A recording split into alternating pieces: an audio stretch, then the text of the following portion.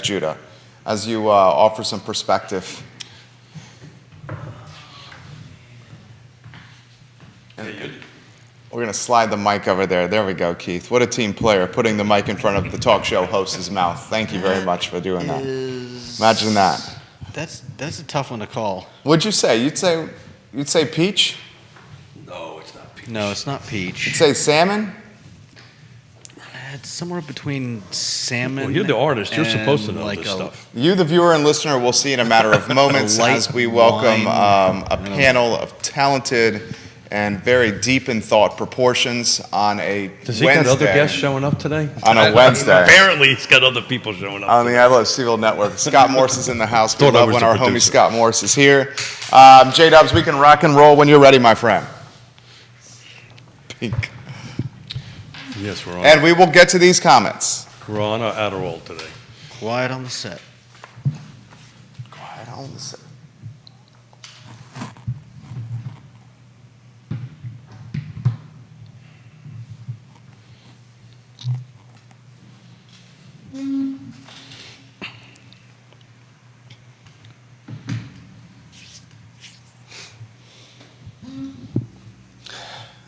Good Wednesday morning, guys. I'm Jerry Miller, and welcome to Real Talk with Keith Smith. Thank you kindly for joining us. Great to connect with you through the I Love CVille Network on a show today presented by Scott Morris and Ross Mortgage. Think Scott Morris and Ross Mortgage when buying or selling your house, when refinancing your house, when just getting consultation when it comes to real estate financing. Scott Morris and Ross Mortgage. Judah Wickhauer, the director of the program, always ready with a quick quip, a dry joke or two, a key contributor to this program. Keith Smith, the star of the show. The show is called Real Talk with Keith Smith. And I work for a living. And he works for a living. He's a realtor. So if you need some help selling some real estate, think about Keith Smith as well. Gentlemen, it's a Wednesday when temperatures hit 80 degrees. Not too bad for August, huh? Not too bad for April.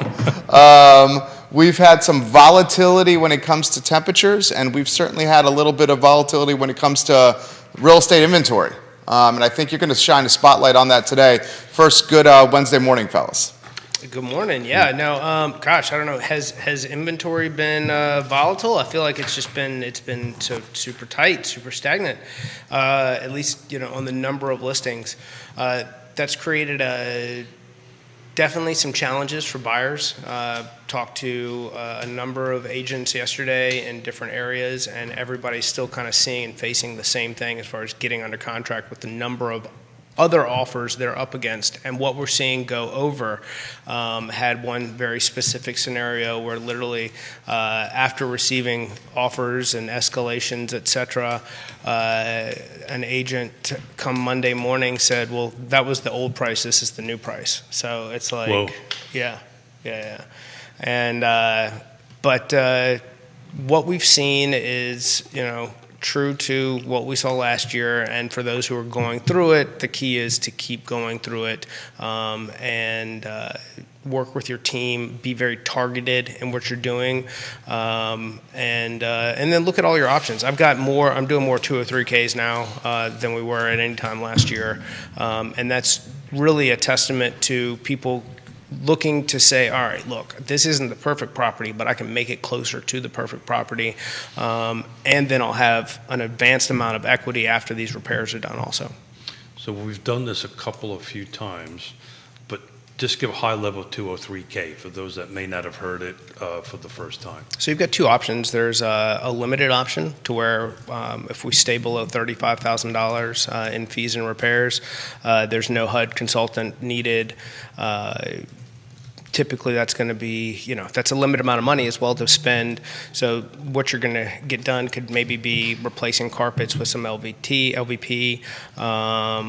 could be doing some painting, some maybe a few windows, some depending on what you're looking to do that's going to get the house closer to where you want it to be without an extensive amount of work. And then there's a full 203K where we can go through and do, we could go spend $200,000, depending on the purchase price, in improving the property.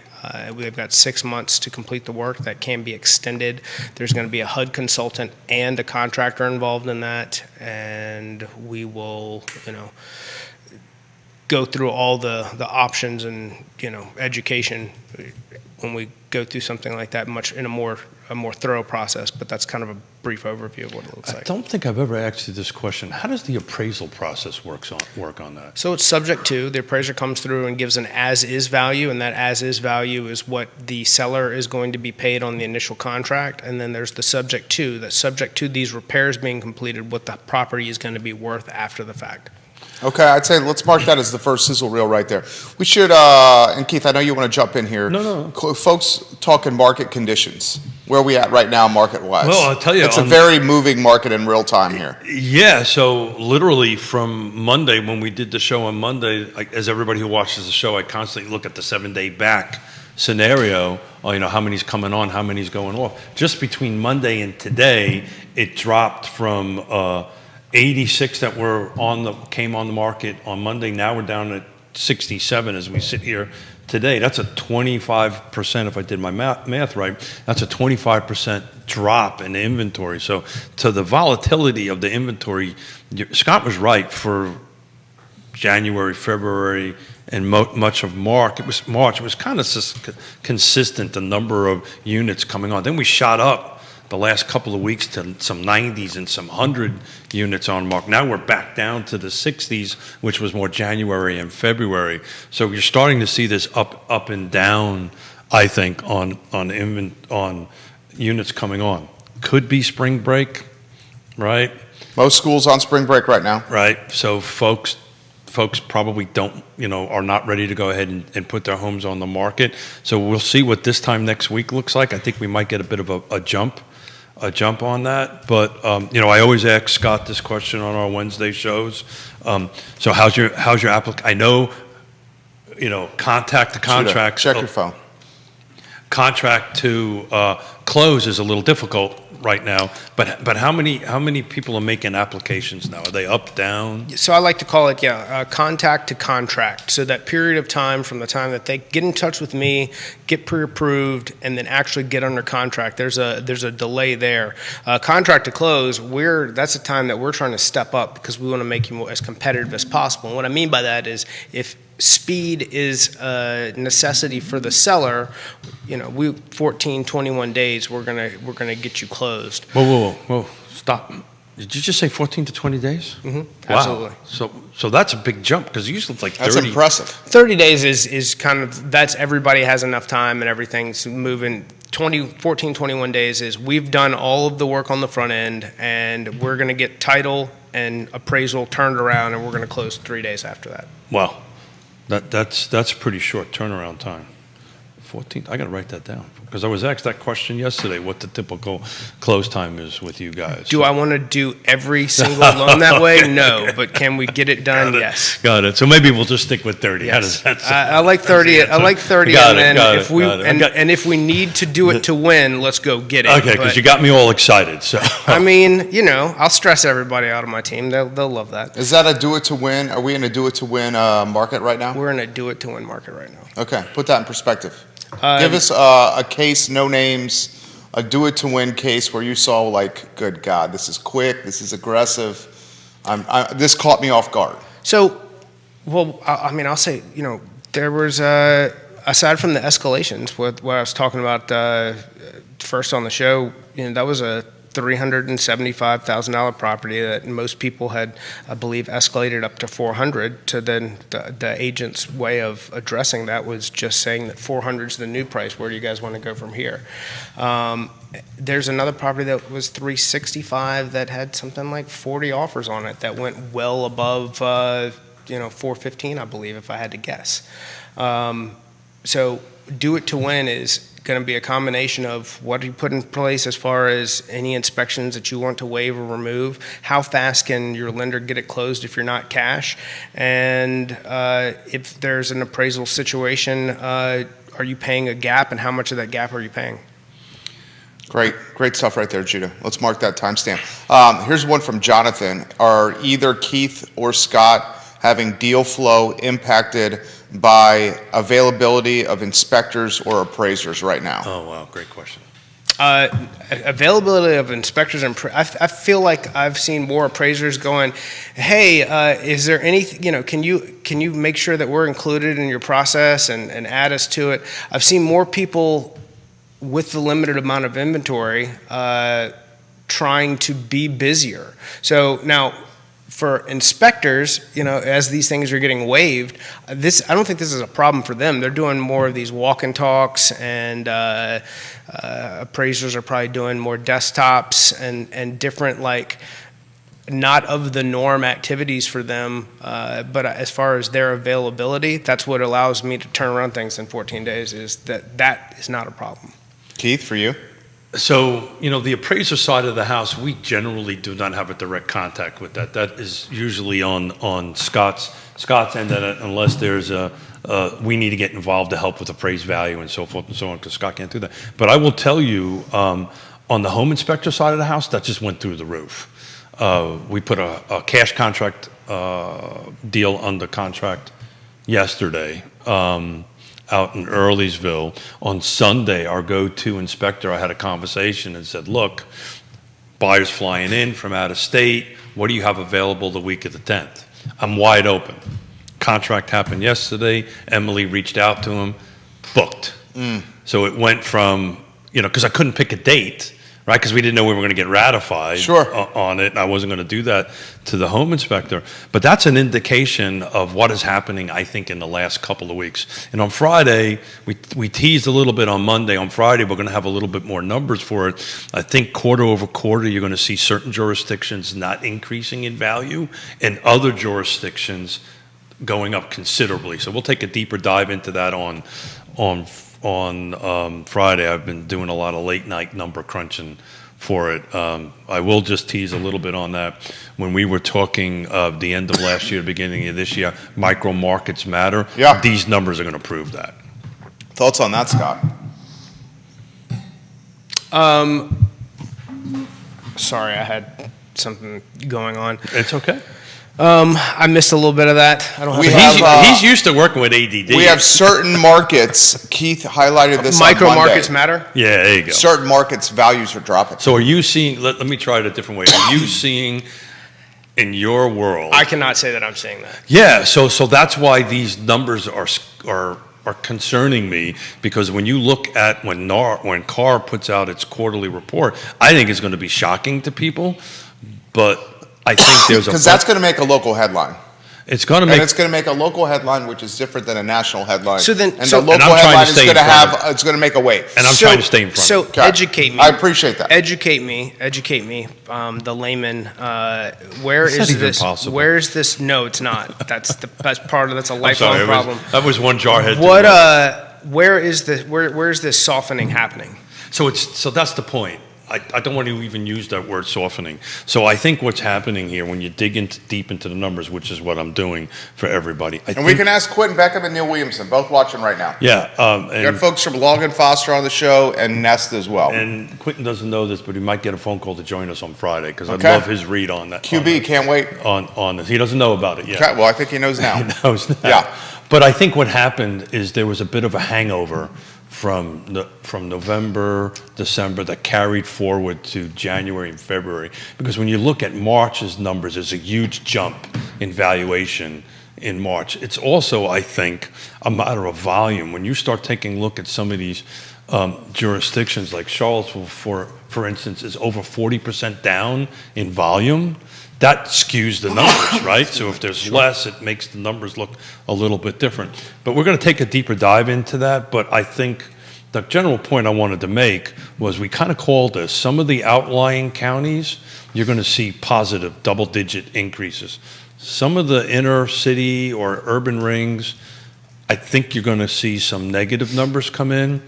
But then I was just digging in Charlottesville, like Belmont. Belmont exploded in first quarter over other quarter. So where is going to matter? The number one is location. So I don't really want to get too much into it without the actual numbers in front of me, because, I don't want to get accused of making up stuff. No? but it's I mean, you've been on top of it with the numbers on Real Talk with Keith Smith. Yeah. And they've come out earlier Well, than Cars released their reports. so to your point earlier. This is a local headline. To your point, Okay. we're going to take a look at it high level on Friday on all the jurisdictions. And I just want to kind of get in front of it because I think if it's not handled a certain way, it could scare the heck out of people, and it shouldn't. This was just a little bit of a blip. You're already seeing the last 7 to 14 days, prices going up. I think a lot of Scott is just talking about, and maybe the 10-year Treasury is moving in the right direction. I don't know, but that's what we're going to see. Talk on Friday. But What today do you is think, zero. Scott? I like it, and I think that local markets do matter. That is, but from what I've been seeing, at least, definitely, I talked back in December about these trends happening and how when rates were at 7%, people were like, "Well, gosh, I just can't wait for things to be lower." About going, no, you don't, especially if you're a buyer. And now we're seeing that reality come to fruition, and we're seeing more of it. The lower things get, the more competitive it's going to be, because I really believe that we're going to have to get sticking in the mid to upper fives before we can see some of that. The seller who doesn't have to be a seller go, That's me. why do I have to move away from this 3% interest rate? Or why not? Why half? But why would I move from this 3% rate into a 6 or 7? The mid fives, you can go, okay, well, if I can take this equity, I can put this down. I'm going up $200 a month. I'm going up Trade the $400 stacks a for month. 2 points. Yeah, you can, That's what he's saying. I don't know about 2 points. That's probably. I mean, I'm at the money that you 275. the Yeah, money that unless you yeah, have yeah, to yeah. move, you're not going anywhere. And to Dr. Lee's Sesterovich. Well, I mean, Scott, this is a conversation my wife and I have literally on a weekly basis. It's like massive equity versus 275 trading that rate. I mean, that's the we have this once a week at least, my wife and I. So if you read some of the good doctors' writings, like Dr. Lisa Sturvin, who's the head economist for Bright, former head economist for Virginia Realtors, out there. Did I say that right? Yeah, you did. Look at Very that. well done. Look at that. Keith, you're doing a great job today. Thank Great you. job Thank today, you, Drew. Keith. Thank you, Drew. You want to follow me around? all Great day? job today, Keith. I don't think I can afford you. Is that to a follow new me. haircut? I like that. That's a new I don't haircut. think you can afford for I me always to talk. wanted. I always wanted like You need a lot of partners. I can't afford you. I can't afford you to do that. I always wanted like the music followed try to around get like, Yona to do like it. Shaft. That would be awesome. That would be awesome. One of these days, I want to see Scott Morse walking down the downtown mall with the boombox on his shoulder, Hey, Well, that's like 80s. dancing down the mall. The 80s. I could see Scott doing that right there. But, the good doctor was saying, and we've been talking about this for a while, that, the premise of our article was like, that 3% wasn't a good thing. It's hurting everything. It's hurting the inventory. It's helping the people that got it to stay in it. But if you have a life change scenario that you have to move for whatever reason, it's a struggle on that. But the reality of it is inventory isn't getting better. We're not building our way out of this. We're not even getting close to building our way out of it. And inventory is just going to stay anemic for quite a while. And you're going to see, I still stick to my prediction. By the end of this year, you're going to see low single digit across the board appreciation. You'll see some spots that will be a little bit lower, but all the way across the board, when we get to the end of this year and run our year-end numbers, I think you're going to see that. Michael Mayhew, hello. He's giving you props. Mule, what's up, baby? So I will say this, that I've put a lot of thought into the escalating value and kind of where it stops and how it stops.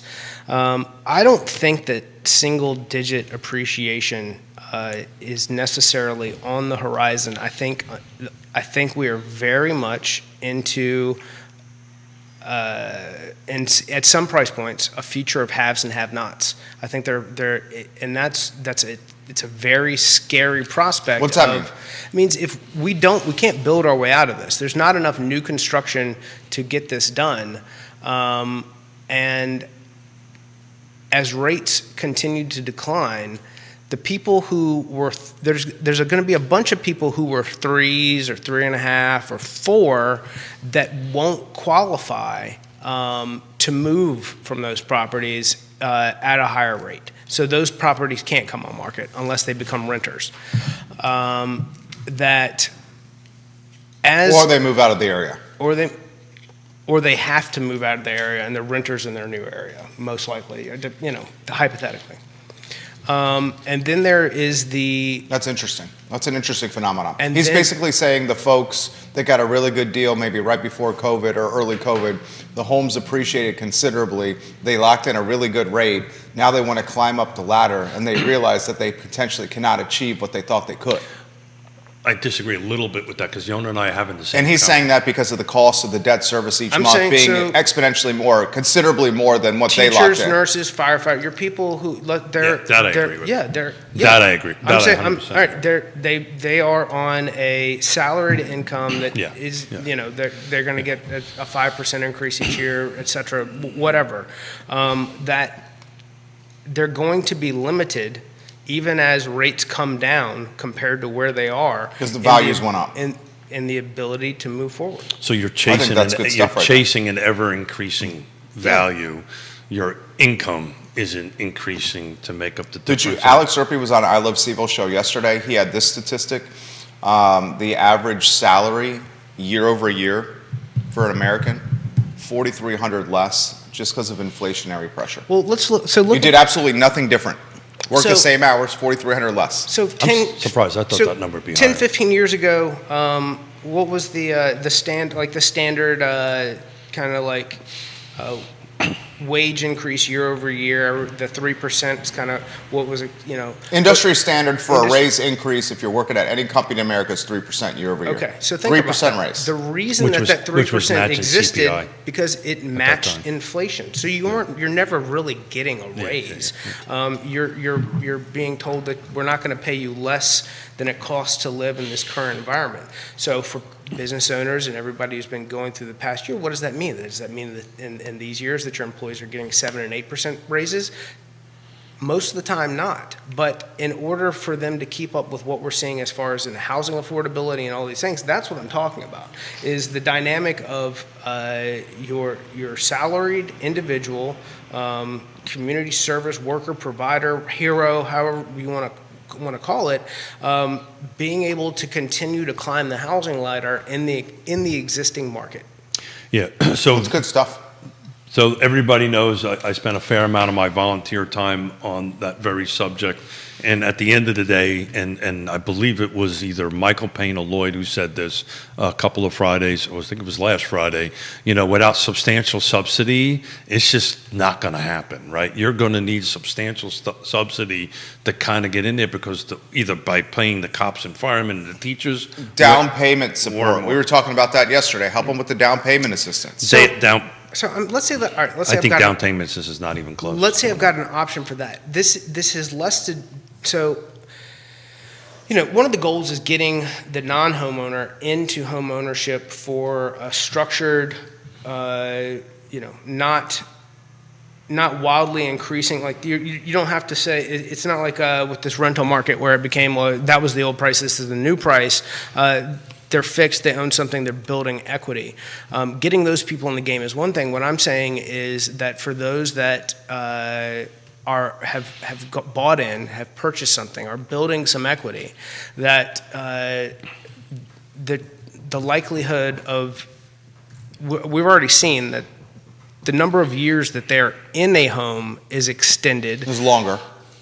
Used to be 7, now closer to 10. And I think that through the mechanics of what we've seen put people in homes over the past 3 years, that there's a very large likelihood that a lot of that inventory becomes trapped for longer due to Increasing debt service costs. debt service costs and them being able to take the next step. Now, will you see some people? No, this is America. They're going to accrue some of these people will accrue debts, and they may be able to cash out and stay in their home. And when I say cash out, I mean take a line of credit and pay off some of their existing debts, and then be forced into a higher mortgage, and that may give them some options moving forward, depending on where their income goes in the future. But I think that there's definitely. I think there's definitely there's going to be a challenge in future years from what we went through previously. We got people who couldn't qualify at a certain level into homes that they won't be able to then step out of and qualify at a higher level. Do you see what he's saying? He's basically saying the folks that bought a house in, say, 2 or 3 years ago, when the interest rates were like 2.5%, 3%, and the values of the real estate were 30% less, they now have this expectation of a 5,000 square foot brick Georgian with 4 or 5 bedrooms and 4.5 baths on a half acre with a backyard. And that expectation might not be reality today because the home values and the interest rates are a lot more. And that's going to force folks that own that property, that bought that kind of real estate a few years ago, to stay stickier in their house, which is going to impact the inventory scenario even more. Because these people realize that they got a hell of a deal 2 or 3 years ago, and now those hell of a deals ain't around as much anymore. That's what the dude's saying right there. That is what I'm saying. Yeah. That's a phenomenon that we don't talk about, but that's a real phenomenon. I'm talking to the inventory challenge. That's the keep it up with the Joneses phenomenon. So, Which will in turn push valuations continuously higher. 100%. yes. So And why it will that's push what I'm back. talking about in a land of the haves and the have-nots. That's a damn good talking point for a talk show right there. And why we'll put valuations higher is because it further throttles inventory. Limiting supply at the same demand means price point goes up. That's what you're saying. That's exactly what I'm saying. And according to NAR, last year, 39% of all the buyers were boomers. That's a 29% increase year over year. And you guys got that sack of money. Which then again pushes adds that mo- first tier. So let's talk about that because I know those numbers very specifically. And Just I- another example of boomers punching down on the rest of society. Boomers. I know we suck. Boomers. We suck. Boomers. You boys both got to be careful because that's the number one demographic now for both your businesses over there is boomers. Yeah, I don't know. We're up 33%. Boomers. We're up 33%. You guys love boomers. We're up 33%. That's all I know. So quarter over quarter. So I can add numbers to what Scott's talking about. So Lake Monticello, cheapest home available right now is $325. I know for a fact, in order to hit 80% AMI on a purchase, you cannot exceed $225,000 in purchase price. You cannot exceed that. And I know that because we did 23 of them last year. Can't even buy in the villas at Southern Ridge for that. Can't even buy for that. So back to the subsidy end of it, we're 100K short. So somebody is going to have to come, either the prices are going to come down, which I don't think anybody at this table thinks that's ever going to happen in the near future. No. Or for a very long period of time, if ever. So who's going to come up with that $100,000 shortfall? Right? So either they're going to, Gift from family. or they're going to end up, instead of 30% of their salary 50, 60? it's 50, 60, 70%, and then that becomes a whole loan to value, That's terrifying. debt to income ratio, and all that kind of great stuff. So to your point, that's going to move on, but they're rolling off of the shelf, right? They're the minimum days on market. The medium days on market. Lake Monticello is back in the single digits. So. Let me ask you this question, and this is a hypothetical question, and this might even involve Judah in this question too. So when does I the believe that was a heads up. that was a heads up. Yeah, thank you, Keith. You pick up on I'm that. thinking I about know. that. Was a heads Judah, up. did you? How many long we were entering long into time. our That was a fourth heads up. year as you helped me with my math the other day. If you're a young millennial or you're a Gen Zer and you're seeing everything like you just depicted, and I think a lot of people are, Scott, when do you become so demoralized that there's some kind of revolt against the system that's in front of them? I'm not having this conversation. Because that is unattainable for a lot of folks. Yeah, so if you're a Gen Zer that's a teacher or a nurse or a police officer, the likelihood of you being able to purchase some real estate is, how would you characterize percent? Impossible. Slim? I'd say slim. So let's talk about this. So this is Locally slim? this is a perseverance thing. So it's interesting. So as everybody knows, I'm helping our daughter and son-in-law in Richmond, right? Yeah. They wanted to take a 2-week timeout, and we kind of said no, and we're not, right? 2-week timeout, and your son-in-law is a very well-paid doctor. But they don't have cash, No, but he's got doctor loans. and they're competing. with cash. They're competing against folks back to this appraisal gap stuff and back to different locations. We did a cash deal. I won't talk about where, but in a pretty good part of Albemarle County. On the end of it, we got home inspection, we got septic inspection. We were making the sellers agreed to do a full physical survey. We got a ton of contingencies. Because you had cash. Could be, right? In different parts, it's the opposite. We're competing against multiple offers. We got to bring cash to the table to make up an appraisal gap, and we'll talk about that a little bit later. So the micro locations matter. Having trusted advisors matter on that end of it. But they stayed in the game, and all of a sudden, because people are peeling off to take off for 2 weeks, we're getting really good shots at a couple of homes. We may not win, but we're now competing against 2 or 3 people instead of 30 people. I think a week from now, that 2 or 3 is going to go back to 30 because everybody who's took the time out is going to come back in. So now's the time to really stay engaged. Well, if we see rates continue to come, you're going to put more people are going to be on and off the board. But I don't think it's going to help inventory. I still stick by that. I think we've got a long way to go to get there. I do not think reduction of rate is going to help. I think the most Jerry's going to be right at that point. advantageous thing for someone is so we've seen a lot with rates higher, even as they begin to decline, with valuations up and rates higher, we've seen a bulk of investors come off of the board unless it's an off-market property. So if we can find more properties that have deferred maintenance, that have some condition issues, that allow somebody to get in at a discount, but higher than what an investor wants to pay because they're not getting it for free, and free is, free. Yeah, that allows them to get in, get the repairs done, and have a house that they could live in and be closer to what that dream is. I think if that option is explored more for the first-time buyer, for the person who's trying to transition from one property to another, that puts more people in homes with better options than anything else. So the secret sauce to that needs to get out that most buyers will freak out about, because what they're worried about, well, if I buy a house for $1, I put $2 into it, now it's worth $3. Am I now overvalued for the market? And this appraisal conversation was important to have to make sure that the buyer understands that you're not going to move forward unless the as is or the as built is good for the market at that given moment, correct? Correct. So that's what the point Brian Green's making. Brian Green, I believe you are Crozet. Is it Old Trail? Let us know.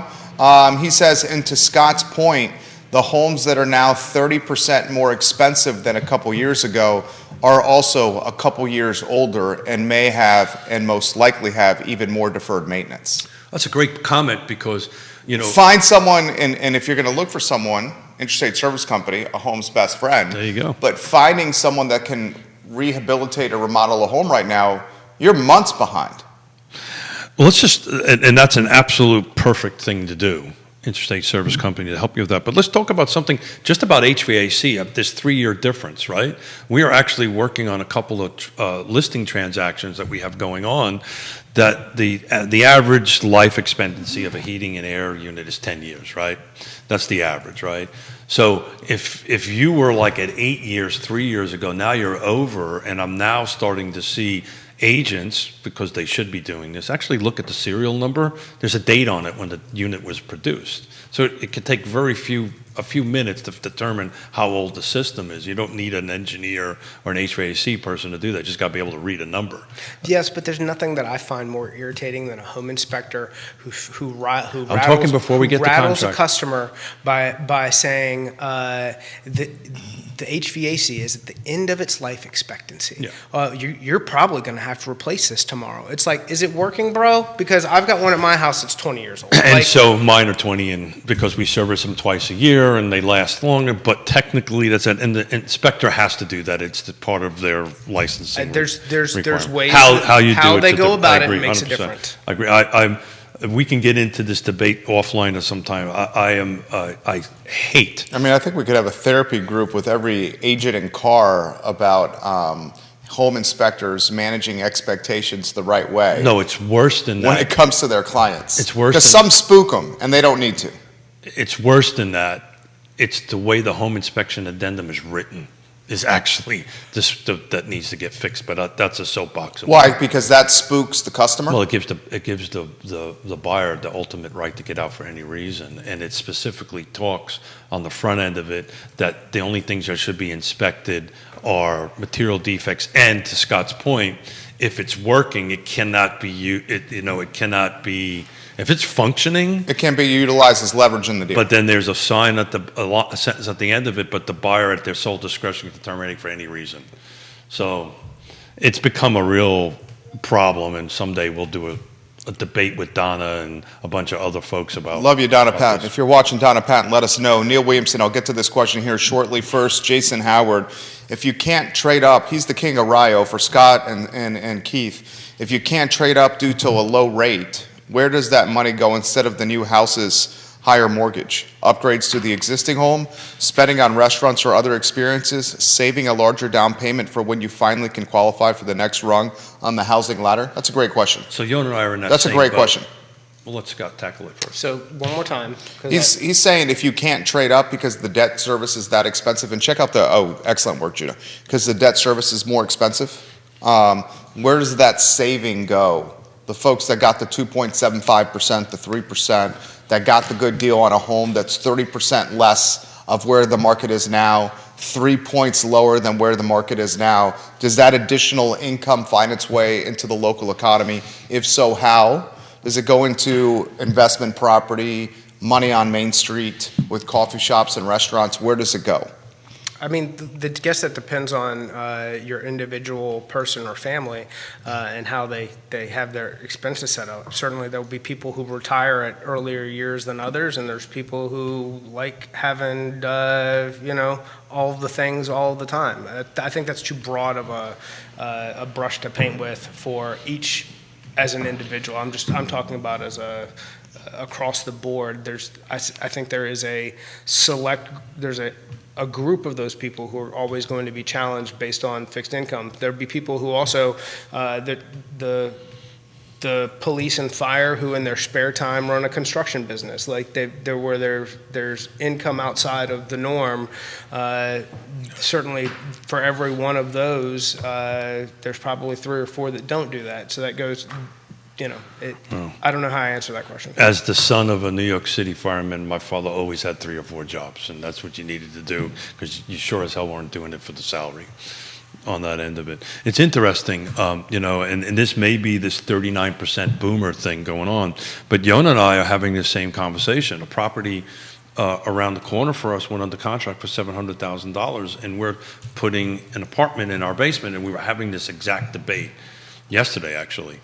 Should we spend the extra $150,000? I don't think you should.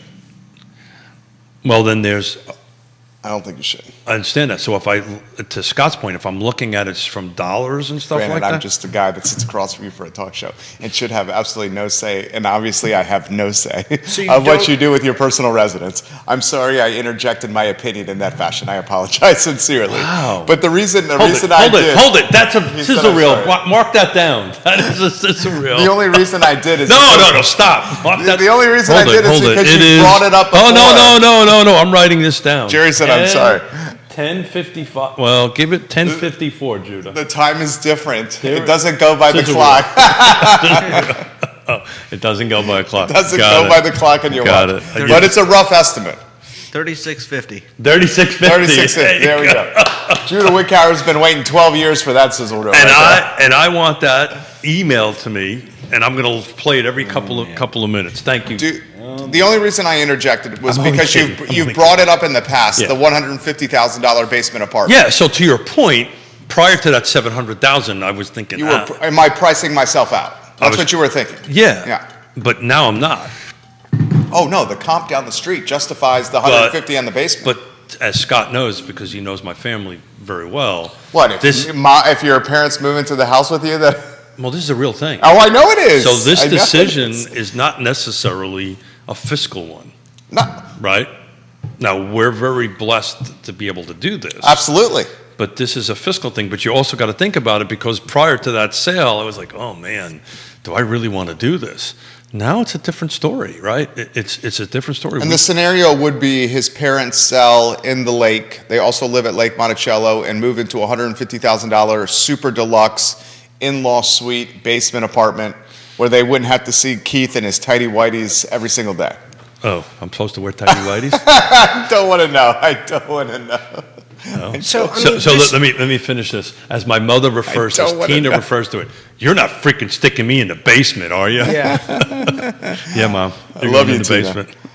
So, I mean, when you look at the lake in general, so $700,000. Can you believe that? 6 years ago, if you were a super nice new build on the water, you were $600K. There you go. And now those same houses are selling for $1 million. Yep. So We've had a home trade on the water over $1 million this year at the lake. Yep. I know, which to me is, bonkers. Bonkers. No, that's because we've been there. It's because I grew Forever. up there. Yeah, Yeah. yeah. Like, He's not throwing shade. It's just because he grew up We're there. not throwing a little bit of shit. Yeah. But, But the point that Just I'm trying to help you.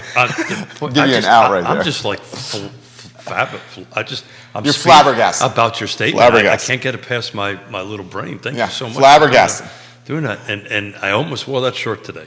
So How about this from Kevin? Kevin, often the bear, and Kevin, we kid because we care, and we certainly appreciate your viewership. He says, where does it stop? He says a quarter acre is going to be nearing $1 million in the city or the county.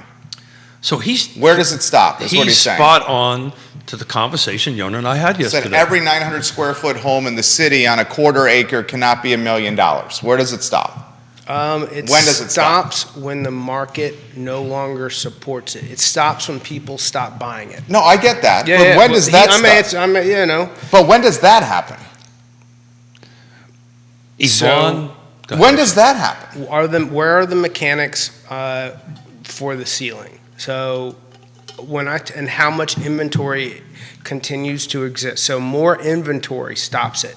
You're not going to get more inventory on the land, and then upzoning in the city is only going to all these density things. I know they're saying that they're doing it to make things more affordable. And my opinion is you're going to make units more affordable. You're not going to make the land more affordable. Dude, 100%. you are- It's so obvious. Yeah, you are. And because the land has an opportunity with upzoning, the land's going to be more expensive. So the person that buys the land has a higher debt service clip or a more expensive barrier of entry. So because they have a higher barrier of entry or more expensive debt service, they have to do something that drives profit to cover that debt service, which is going to make whatever they create more expensive. and you might want This to. is so obvious.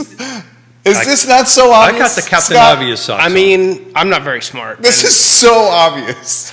You might want to tease the Friday after Easter. And then the crappy part about it Oh, he's is going. you're just going to have, I know, this is the He's kind of going. stuff that pisses me off. This pisses me off. The crappy part about So, hey, this Judah, is how you doing? you're just going to have a bunch of more folks here that can afford the more expensive things. And it's So just let- going to be busier and more crowded. Hit the air Don't brakes. you think? Yeah, but so the one thing that Charlottesville isn't seeing will be constraint, or there'll be more winner, or there'll be fewer winners and more losers in the restaurant mecca that we have here. No doubt, because there's not going to be any labor. Yeah. No one's going to be able to afford to live here. And so you'll see that, or you'll see more food trucks. That'll be kind of a piece of the puzzle there. So you'll see, instead of like the downtown mall and a lot of these areas being stationed with lots of really good little restaurants. There's going to be a few that are expensive. It's going to be a few that are expensive, and then the others will get pushed to food trucks, and and you look at other 1,000% agree with what he's saying. So I can add to that. Look at other completely agree metropolitan. with what he's saying. Go look at other areas and decide if that's what you're really trying to model yourself. Been after, saying 'cause this for years, that's what exactly you're going this to right get. here. So I can add a little bit to that. I can't give specific names, but there's a local business owner that has a shop here that wants to buy. He wants to own instead of paying rent. And here he has businesses all over the state. And he talked to me yesterday. He goes, "Tell me how a pizza shop can afford these rents." that you can't sell. You just have. Well, let's talk about that. How does a pizza shop in Manhattan afford it? In 2-3 million, because if you got enough people. Here's the problem: if you got enough people coming in and out, you can sell a slice of pie for $3 a piece, and you can have people lined up at the door. But if you don't have people lined up at the door, then you got a problem. And what we're doing is we're pushing people further and further away. They're going to have to commute. So we're back to houses now. They're going to have to commute into We're going to have to commute into these areas, and there's nobody. You don't have the population to line up at the door. So that's why. When we get to Friday, Greene County's quarter over quarter price increase is 17%. Fluvanna County's quarter over quarter is 10%.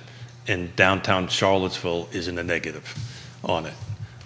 So back to the pizza guy, he was 100% right. He was like, you have to sell so many pizzas, have so many people come through. Look, I've said this before. Dave Norris is coming on not this Friday, but next Friday. Yeah, I thought it was going to be healthy. I'm going to go get some pizza for lunch. Pizza sounds great. Vita Nova right over there. Have you had it? Right around the corner from the studio? It's fantastic. Father-son shop, A+. So I just talked to Judah. Fabio's is good. Dave Norris.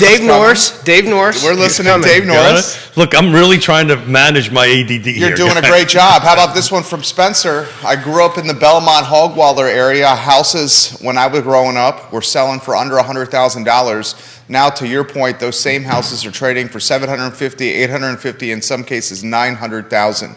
When I was growing up, my neighborhood was an area you didn't want to walk after dark unless you knew the folks that lived there. Now I walk around Belmont, and all I see is folks going to restaurants at $200 and $300 tabs. It's changed quite a bit. So back to... I used to live on Little Graves in Belmont, and 208 Little Graves behind Spud Nuts, now Quality Pie. The house, I was the first house on the left. Me and 3 buddies could barely afford to live here. I've told this story before. One of our 4 buddies had a rope ladder to the attic, and he charged like $170. We charged him to rent there, so we could shave $180. That way, the 3 of us got $60 off. Did you provide the rope? He did. He did it all. Created it all himself. The house all the way down the street from us had this shed at the end of Little Graves. This was old school Belmont as it was transitioning. And the shed was this like 3-generation family there. They had a pool table in the shed and a fridge full of Budweiser. And they were doing some sketchy stuff because I was there from time to time in that shed. That shed in that house now is like an $850,000 home. Well, the next door to the right above Spud Nuts, that was the first house to sell for over $1 million 4 years ago. In Belmont. Unbelievable. You're talking a working class neighborhood 20 years ago. Literally a working class neighborhood 20 years ago. Now, $1 million homes. Is marketed to be, you can be close to the downtown mall and the restaurants and come spend the monies. And that's Yancey's point. So a quarter acre in the city is $1 million. So back to Keith and Yona, right? Right. That's where if I'm going to move somewhere, that's where I'm going to move. You want to go to Belmont? I want to downsize, not upsize, right? I want something smaller. I want to be able to walk to wherever, because that's what I want to do. And, if we sell our home and if we end up with a substantial amount of cash reserve, I'm in a better position to buy than the first-time home buyer. But back to this, as you refer to it, upzoning, I call it the zoning rewrite. Look, I do not think, and time will tell if I'm wrong, and I'll bet somebody, maybe a mustache. Well, you're winning the Neil Williamson bet. He's watching. I think I may. And Jon Snow says the best Boston Central Virginia is on the set right now. Jon Snow literally says, tell your viewers and listeners that Scott Morris is a great Boston friend. Thank you. And he cares about people. I do like people. People are very nice. And He John, cares about people. I'm glad you're on the team. And if you're a LO and you want a different work experience or environment, I got a place for you to come have a conversation. And I want to give props to my plug. man, Jon Snow, running marathons and races and posting gains Crushing in the gym, and absolutely closing deals as a loan officer. Jon Snow, you got the kind of energy that I like to be around, my friend. I find it contagious. I'm up. You're up. Yeah, I'm up. yeah. I want to give props to my boy John. Yeah, Snow. no, John's a rock star. The thing is we will, this rezoning, upzoning, whatever you want to call it, it is not going to increase the volume in great numbers anytime soon, if at all. And you've explained that to the folks. And you are not going to see, and you're not going to see 50,000 all of a sudden multiplied by 2, 3, or 4. If we over time see, below 5,000 units, which is a substantial number, but it's just not going to move the needle forward. And to Michael Payne's point, you can't build. You could build yourself way out of that, but you'd have to build so many.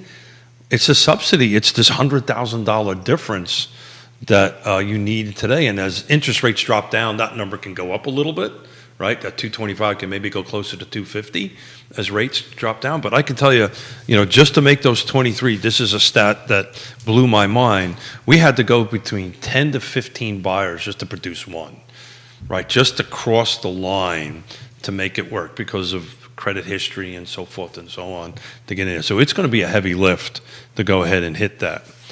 I do have a question for Scott, though. Ooh, go ahead.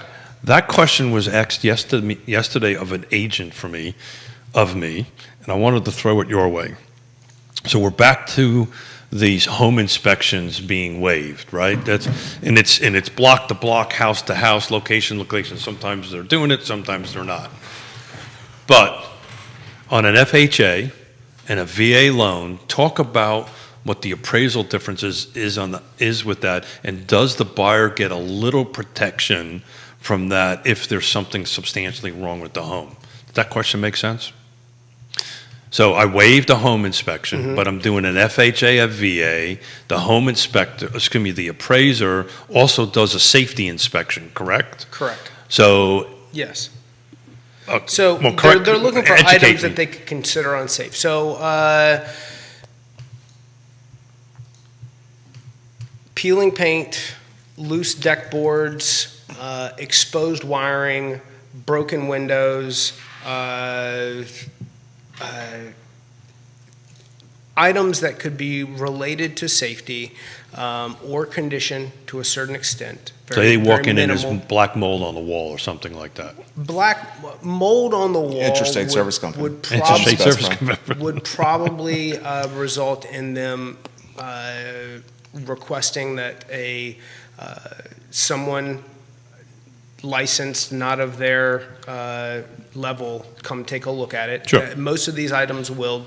They could say that we believe that the roof is leaking, or there was a leak there at one point. So this is the appraiser saying The appraiser saying, because the appraiser is protecting the value for the bank that is lending on it, saying, they're there to say, this home, assuming that this is not a live leak, given the age of what the roof appears, a roofer should come out and look at the condition and say that everything's okay. And if the roofer says no, what happens next? Then they're going to say that this house is worth X value, subject to this repair taking place. So then the reason I'm bringing it up is I'm wondering what impact that does on the seller, right? So the veteran, I know for sure, has the right to terminate the contract at that point. Is that correct? Correct. Right? Is it the same with the FHA? Well, for the FHA, let's say that's not a right to terminate, but the lending institution You just won't get the says, money. Yeah, Right? yeah. Therefore, The finance the finance contingency contingency will kick in kicks in. and protect Thank you for clarifying that. The reason I brought it up because it was explained to me that some agents or some folks are using that as a kind of a backstop around home inspections, and I'm not so sure that either makes sense or doesn't make sense. I mean, so in theory, so the appraisal report is what, 5 pages long? You're not going to get the same quality for the. My belief is that they should always at least get for informational purposes only, get a booklet that shows where your water turnoff is, where all of these things are, so that, in that moment of crisis, you can, when your water heater starts leaking and you're going, where did I put this booklet that's got where the water shut off is because they don't remember. Yeah, there's the things that people aren't going to remember, and it's nice to have that to refer to, and then be able to go through and see what a lot of the So, stuff looks so you're like. getting on my soapbox because I hate the term for informational purposes only. If you do not cross out the right of the buyer to terminate the contract, then it is a pass or fail. So if you truly, so we're bidding, when we're helping people and bidding for informational purposes only, I put in other terms. This is for the informational purposes of the client only. We do not wish to use it to terminate. We cross out all that kind of stuff on it. To your expense, to your point is, it's I'm just talking about an education for a home. yeah. Oh, totally. Well, I am not here to say that I am I helping just- the agent write a contract. that question kind of put me on my heels a little bit, and I thought I'd ask you of it. I just wasn't exactly sure how to respond to in it. theory, it's not a bad thing. Do I think it gives enough information to the client? No, but is there an existing out there? Yes. Do I think, but then we get into this whole bias of financing bias by listing agents saying, I don't want to accept that offer if this is what everybody out there is doing. That's exactly right. So, That's exactly right. but my number one question when I even suss that out. So one of the things that I like to instill in all my partners and clients is that I am going to call the listing agent upon you making an offer and talk about strength of buyer and all of the reasons that you are number one. But if That goes a long way, If by I for a second kind of have the inclination that they go, oh, well, this is VA, and I feel that there's like them poo-pooing that at all. Well, what about the appraisal? Are there things that you're not telling us about the house? And the number one answer is, oh, no, of course not. Then what are you worried about? Yeah, so what you're referring and to. if this is escalated up, I've got the ability to go to the VA and talk about why this property is unique and special, along with comps that I'm assuming that you're going to be able to provide me, being that you know that it's worth this much money, and get a reconsideration of value outside of just what the appraiser is coming up with. Nice. As vets and as disabled vets, And that's why you guys I want to hate work that. with a guy like Scott. I hate that. I absolutely hate that. You go to the bat, is what he's saying. 100%. That's why you want to work with a guy like Scott. Here's a very interesting comment. Grayson, I appreciate you commenting on the show often. And he does more on, Grayson, why are you doing more on Real Talk than the I Love Seaville show? Just throwing that out there, Grayson. He says this. Probably you guys, eating lunch. You guys often talk about the difficulties for first-time home buyers, but why shouldn't the narrative also be those of us that are homeowners are appreciating more equity and have a better opportunity to retire like we want? He's basically saying this is not a bad thing. So, yeah, you're right for some of you, but I think, again, I will repeat, that goes back to the question about where does all the other money go, and does it go back into the community, to coffee shops, to restaurants? Are people planning better for retirement? Yes, some people are gaining more equity. Some people are going back into the equity of the home, either for repairs of the home, for credit that they've liabilities that they've grown over the years. Some people are going to be able to do that, and some people are not you. And this is, that's kind of a theme that we're going to continue to see, given that the people who don't gain that equity with the ability to retire, at least will have the option to use some of that money as a parachute to help get them out of credit problems as they come along with the rising interest rates that we're going to see. But I think you're going to see more of that in the short term than the long term, but not everybody is Grayson. Not everybody is a responsible, meticulous retirement building machine. What do you make of that comment? So, that's a Captain Obvious thing, right? Because otherwise, that is, truth. The truest thing that's ever been said on the show. But I want to go back to this 3% because, and it took me a little while to register this, but we're actually helping a couple of sellers that are exactly having that same conversation where they're saying, hey, I'm at 3%. I got to sell, but I don't know. I'm afraid to buy. I don't know what to do.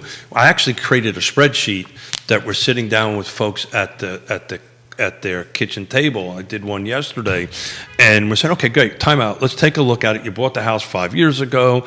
It's appreciated X amount of dollars. This is what you're looking at. We talked to Scott. This is, if you bring this amount of money down to that, where are you ending up with the dollar, what you're paying per month? And a couple of them a little high, a couple of them a little low, but there is some math scenarios there where you walk away with enough capital from the sale of your home, assuming you've been there long enough, right? If you bought in the last 12 to 24 months, that's not going to happen. But if you bought before that and you have a little bit of equity and you can bring more cash to the table to buy, and depending what your loan amount is, it might be pretty close, and being willing to take that step. And we've actually done that with a couple of folks, and they've made that step to, okay, now we're going to put the house on the market and let's go find something. Because, it was a very low percentage difference on their monthly payment because they brought so much cash to the table. So I know this is a math formula that you have to figure out. This is why you need trusted advisors. Pull down the tab at Keith Smith. RealTalkWithKeithSmith.com. Pull down the tab and do that. You're staring at the feed, so that means there's a question there. The comments, people just appreciate the discussion.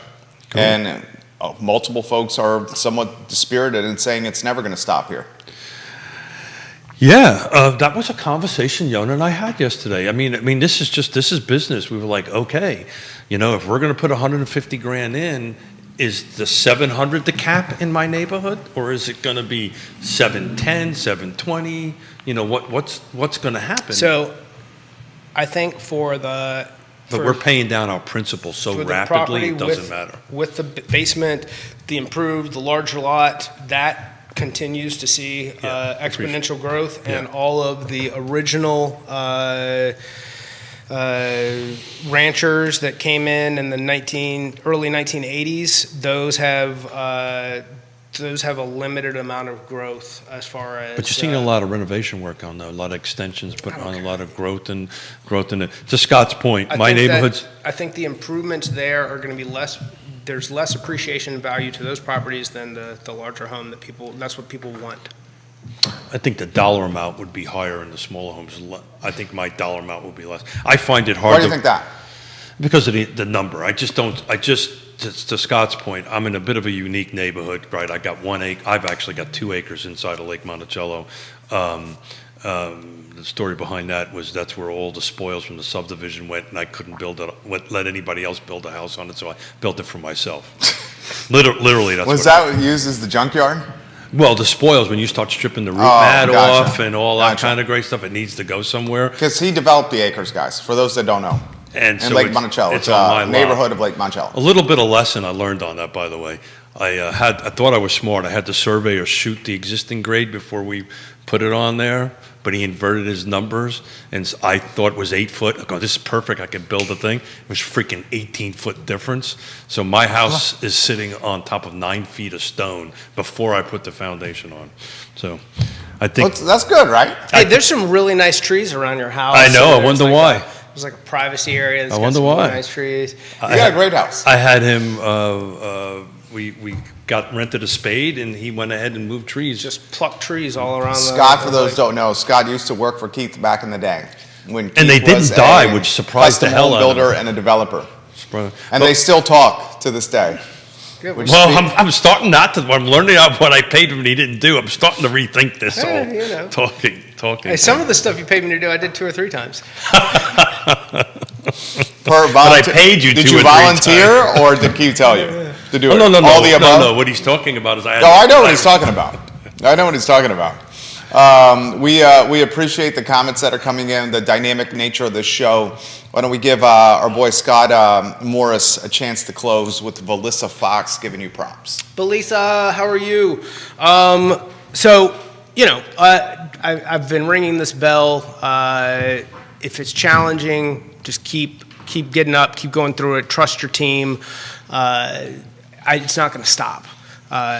There's not enough inventory to support a less challenging environment, and as we kind of continue on this trajectory, a downward trend of rates, we're gonna we're going to put more people on the board, and it'll continue to be competitive. Just know that there's some options out there for you, and if you've got, if you're in a situation where you're renting somewhere, we can explore finding a property that has some conditions or some deferred maintenance possibilities where we can get a deal and get some work done with a renovation loan that can open up your options and give you some things that you might not get if you were searching for them brand new in the first place. Well said. Scott Morris, Ross Mortgage's finest. Keith Smith. To your point, as we've been sitting here, 2 went off of the new and went into pending. So new on the market went down by 2, pending went up in 2 in an hour and some odd minutes. But to Scott's point, persistence pays off, and it will. Just to speak of our daughter, she texted me something as I was sitting here. She seriously wanted to take a look at a 650 square foot house in Richmond that's on the market for $350. 650? 650. But She's got a child. No. So as a trusted advisor, AKA father, no.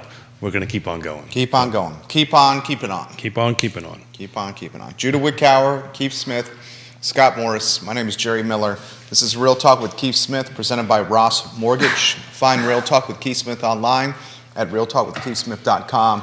The I Love CVille show is up in approximately 1 hour. Friday, some numbers and maybe some bunny rabbit ears might be on set. Friday, the Easter Bunny is coming, and the following Friday is Dave Norris. Dave Norris. And Deshaun Cooper. That's exactly right. Fantastic. Judah, thank you. We'll catch you guys in 1 hour. Take care. Bravo. Let us know when the mics are off. What's the...